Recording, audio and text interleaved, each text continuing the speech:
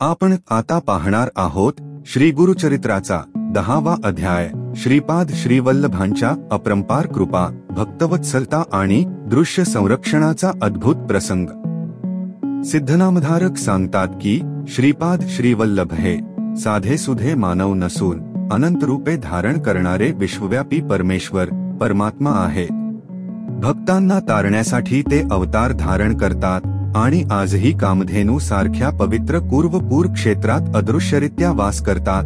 जिथे भक्त पूर्ण श्रद्धेने चिंतन करतात तिथेच गुरु स्वतः दर्शन देतात। या भक्तवत्सलतेचा प्रत्यय देण्यासाठी सिद्ध काश्यप गोत्री सदाचारी व्यापारी वल्लभेश ब्राह्मणाची कथा सांगतात।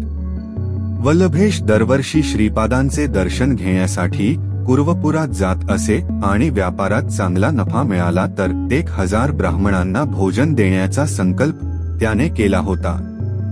अपेक्षेपेक्षा जास्त नफा मिळाल्यावर तो धन घेऊन दर्शनासाठी निघाला, परंतु मार्गात काही तस्करांनी त्याला फसवले आणि रात्रीच्या निर्जन ठिकाणी त्याचा शिरच्छेद करून सर्व धन लुटले।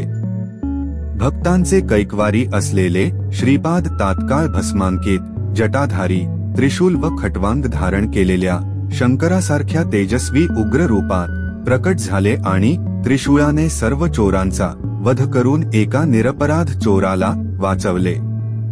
त्या चोराने क्षमा मागितल्यावर श्रीगुरूंनी त्याला विभूती देऊन ते ब्राह्मणाच्या शरीरावर शिंपडण्यास सांगितले। विभूती पडताच वल्लभेश क्षणात सजीव झाला। श्रीपाद तत्क्षणी अदृश्य झाले, परंतु वल्लभेशाला खात्री झाली की त्याचे रक्षण करणारे तेच ईश्वर होते। त्याने धन घेऊन कुर्वपुरास जाऊन गुरुपादुकांची पूजा केली आणि 4000 ब्राह्मणांना भोजन देऊन आपला संकल्प पूर्ण केला।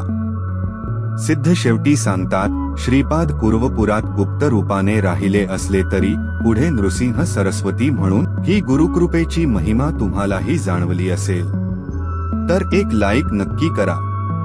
तुमचा लाईक म्हणजे माझ्यासाठी गुरूंचा आशीर्वाद आहे।